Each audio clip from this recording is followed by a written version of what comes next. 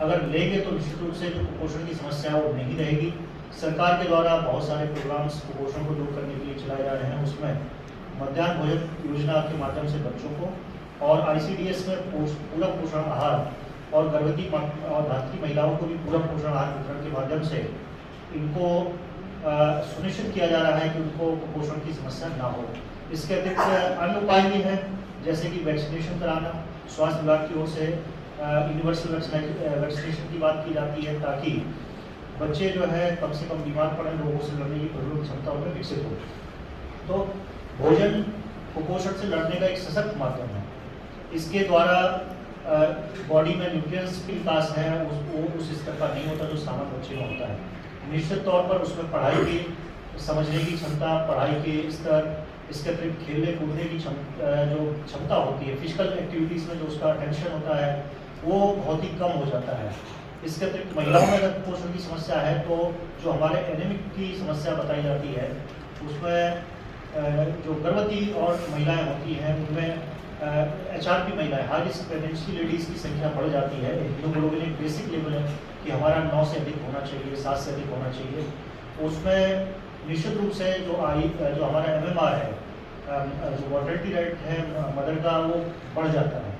तो ये एक ऐसा पैमाना है जिससे बहुत सारे इंडिकेटर्स हमारे जुड़े हुए हैं और जो हमारा मानव संसाधन है, ह्यूमन रिसोर्स है, उसके लिए ये केवल स्वास्थ्य से जुड़ी हुई समस्या है, ये हमारी सामाजिक समस्या भी है, आर्थिक समस्या भी है।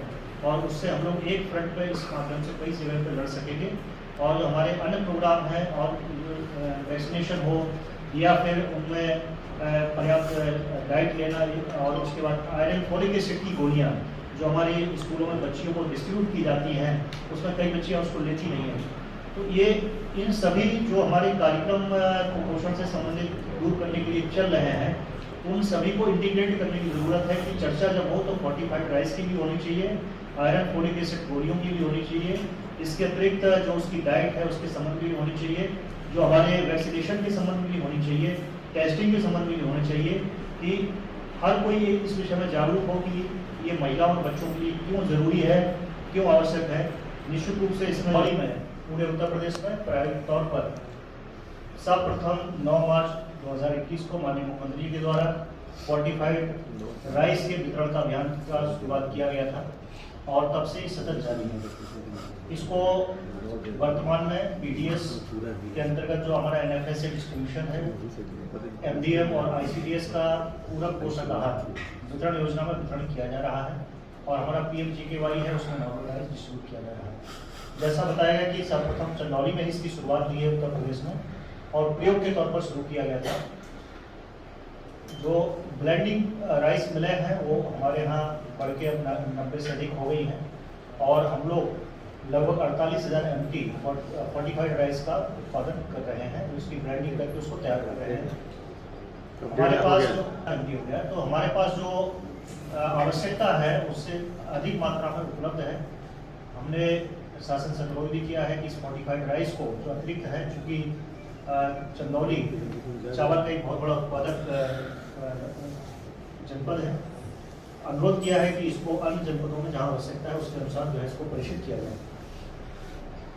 कुपोषण एक ऐसी समस्या है जिससे विशेष रूप से महिलाएं और बच्चे प्रभावित होते हैं। अभी आपने डाटा देखा कि जो हमारे बच्चे हैं विशेष रूप से स्कूली बच्चे, और जैसा एक परंपरा रही है कि घर की महिलाओं को बाद में भोजन करना चाहिए, उसमें उनको कई बार जो है कम भोजन भी बचता है तो उसी को करके सो जाती हैं। न्यूट्रिशन वैल्यू जो हमारे खाने में होनी चाहिए उसके विषय में लोगों में जागरूकता नहीं है।